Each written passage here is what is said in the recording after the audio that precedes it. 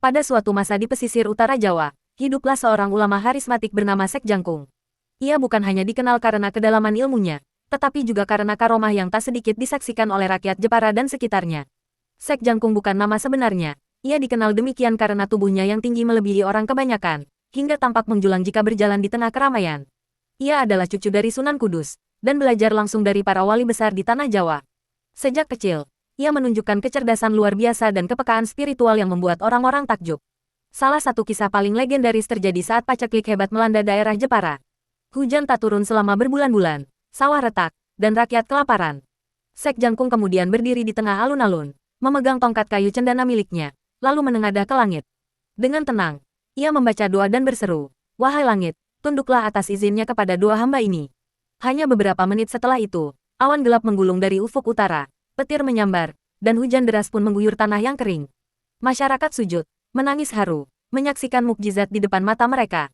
Karomah Sek Jangkung tidak berhenti di situ. Dalam satu peristiwa lain, sebuah rombongan dagang dari luar Jawa mencoba menipu rakyat Jepara dengan logam palsu yang disulap menjadi emas. Rakyat mulai tergoda, namun Sek Jangkung hanya tersenyum dan berkata, emas yang tidak bersujud kepadanya akan kembali menjadi debu. Ia mengambil satu keping dan meniupnya ringan, seketika logam itu hancur menjadi abu di telapak tangannya. Rombongan itu ketakutan, memohon ampun, dan memilih masuk Islam karena menyaksikan langsung karomah sang wali. Walau memiliki kemampuan luar biasa, Sek Jangkung hidup sederhana. Ia tidur beralas tikar pandan, makan singkong rebus, dan menolak setiap hadiah emas atau perhiasan dari para bangsawan. Ia berkeliling desa tanpa alas kaki, mendidik anak-anak untuk mencintai ilmu dan menghormati alam. Ia percaya bahwa ilmu bukanlah untuk pamer, tapi untuk menjadi pelita dalam gelapnya kebodohan.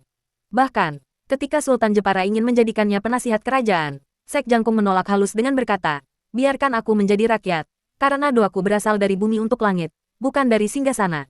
Menjelang wafatnya, ia berkata kepada murid-muridnya bahwa jasadnya tak boleh dimakamkan di tempat mewah. Ia ingin dikuburkan di tepi sungai kecil tempat ia dulu biasa berwudu. Anehnya, setelah wafatnya, mayat Sek Jangkung dikabarkan menghilang dari rumah duka. Rakyat percaya bahwa ia diambil oleh malaikat karena kesuciannya. Namun, beberapa nelayan bersaksi melihat cahaya hijau menari di atas air sungai pada malam hari, seakan menunjukkan bahwa ruhnya masih menjaga desa-desa pesisir dari mara bahaya. Kini, makam simbolik Sek Jangkung tetap diziarahi ribuan orang tiap tahun.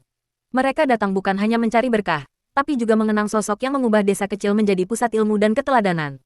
Sek Jangkung bukan sekadar wali, ia adalah jembatan antara bumi dan langit, antara ilmu dan kasih sayang. Karomahnya bukan untuk pamer, tapi untuk menunjukkan bahwa keikhlasan akan selalu lebih tinggi daripada kekuasaan. Dan hingga hari ini, langit seakan masih tunduk jika disebut namanya dalam doa.